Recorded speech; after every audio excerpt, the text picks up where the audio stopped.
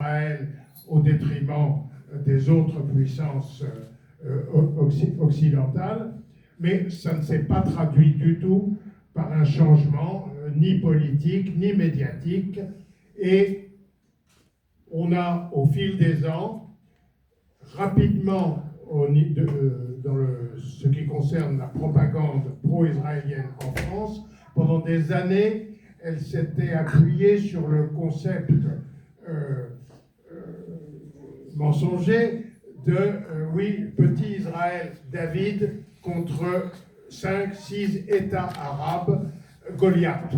Bon, ce concept mensonger s'est effondré, il s'est d'autant plus vite effondré qu'avec la guerre de 1967 et les conquêtes israéliennes de 1967, c'est plus les États arabes qui deviennent l'acteur numéro un, l'adversaire numéro un d'Israël, mais qu'on assiste pour la première fois à l'émergence sur la scène internationale d'un nouvel acteur occulté depuis la Nakba, la Palestine et les Palestiniens et le mouvement de résistance du peuple palestinien. Et du coup, David contre Goliath, ça ne marche plus en termes de propagande. Alors, on assiste à une évolution de ce soutien et de la propagande de ce soutien en faveur d'une nouvelle arme tout aussi empoisonnée, sinon plus, qu'est le chantage à l'antisémitisme, avec ce développement qui est lui-même générateur d'antisémitisme, qui est Israël c'est les Juifs c'est Israël.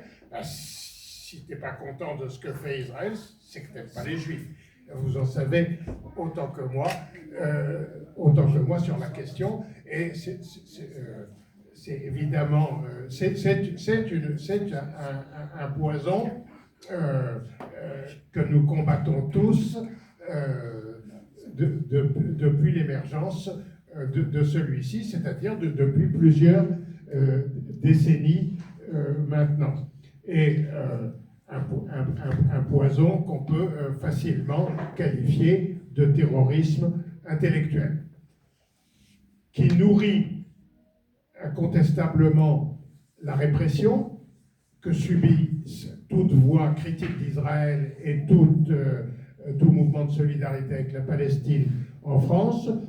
Je limiterai mon propos à ce qui nous a concerné, plus à une partie de ce qui nous a concerné, nous, Association Euro-Palestine, depuis notre création il y a 25 ans. L'une de notre toute première affaire judiciaire, la première fois que nous avons eu à nous défendre devant un tribunal contre des officines pro-israéliennes, c'était l'année même de notre création, en 2002, parce qu'on avait lancé l'appel au boycott d'Israël. Il y avait d'ailleurs une manifestation à Marseille. Et effectivement, effectivement, le 28 septembre 2002, si ma mémoire est bonne, c'est là qu'a eu lieu, chez vous à Marseille, la première grande manifestation nationale et internationale sur le thème du boycott, où on s'est retrouvés, des milliers, peut-être jusqu'à 10 000, je crois. Ça a fait extrêmement peur au lobby pro-israélien qui, dès ce moment-là, a enclenché la machine à calomnie et la machine judiciaire avec des dépôts de plainte et d'intimidation contre les militants de solidarité qui promouvaient le boycott d'Israël. On aura l'occasion d'en reparler, notamment après l'intervention d'Olivia sur le sujet.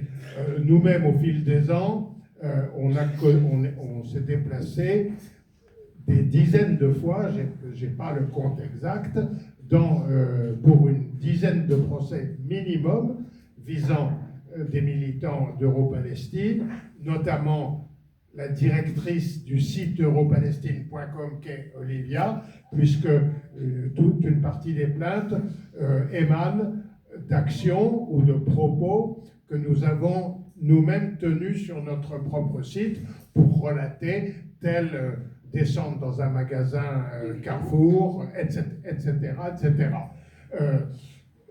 Pas que Carrefour, on a eu des procès, on a eu un procès par exemple 7 ans après les faits, parce que nous avions un soir en banlieue parisienne été au devant d'un concert de la chanteuse Vanessa Paradis qui devait se produire quelques semaines après en Israël, quelques jours après en Israël, et où nous avions chanté Vanessa n'y va pas, Vanessa n'y va pas, et Vanessa Paradis avait effectivement annulé son déplacement. Elle l'a annoncé le lendemain.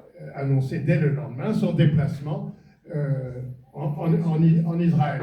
Alors, tous ces procès, on les a gagnés. On les a gagnés avec, en cédant pas, en mobilisant le maximum de monde, en ayant recours à des avocats sympathisants de la cause palestinienne qui sont devenus de plus en plus compétents au fur et à mesure des procès et des choses trappes et des mauvais prétextes